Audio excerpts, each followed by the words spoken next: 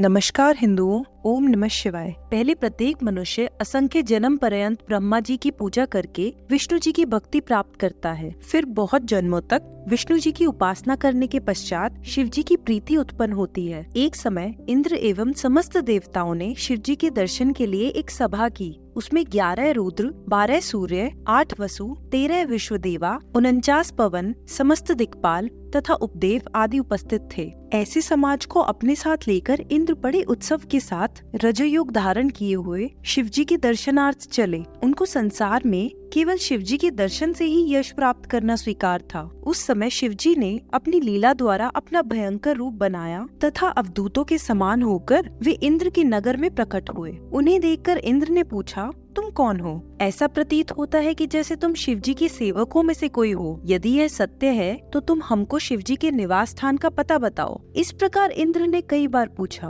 परंतु उन्हें कोई उत्तर न मिला। यह देखकर इंद्र बहुत क्रोधित हुए तथा शिवजी को धमकाते हुए बोले, अरे बहरा तो नहीं है जो उत्तर नहीं देता है? अब मैं तुझे अपने वज्र से मार डालता हूँ। यह कहकर इंद्र ने अपना वज्र शिवजी पर चलाया, जो शिवजी की गर्दन में जा लगा। शिवजी वज्र की शक्ति एवं प्रभाव को स्थिर रखने के लिए नीलकंठ हो गए, अर्थात उन्होंने अपने कंठ में श्याम चिन्ह धारण कर लिया। उस समय वज्र भी जलकर भस्म हो गया। तदुपरांत शिवजी का तेज इतना भभक उठा कि चारों ओर दाह फैल गया और सब देवता स्त्रियों सहित जलने लगे। यह दशा देखकर सब कपित हुए। तब बृहस्पति ने सदाशिव का ध्यान किया और पहचाना कि ये शिवजी ही है। उस समय वे शिवजी की स्तुति करते हुए इंद्र से बोले, हे इंद्रदेव, ये जो सम्मुख सामने खड़े हैं वे स्वयं सदाशिव ही हैं। तुम दंडवत कर इनकी स्तुति करो। तब इंद्र, बृहस्पति तथा समस्त देवता शिवजी की स्तुति करते हुए इस प्रकार बोले, हे महाराज, आप हमारा ये अपराध क्षमा करें। हम तो आपके दर्शनों के लिए ही जा रहे थे, परंतु आपने स्वयं कृपा करके गुप्त रीति से बिना किसी परिश्रम से ही हम सबको दर्शन दिए। शिवजी ऐसी उत्तम एवं बृहत स्तुति सुनकर अत्यंत प्रसन्न हुए और बोले, हे देवताओं,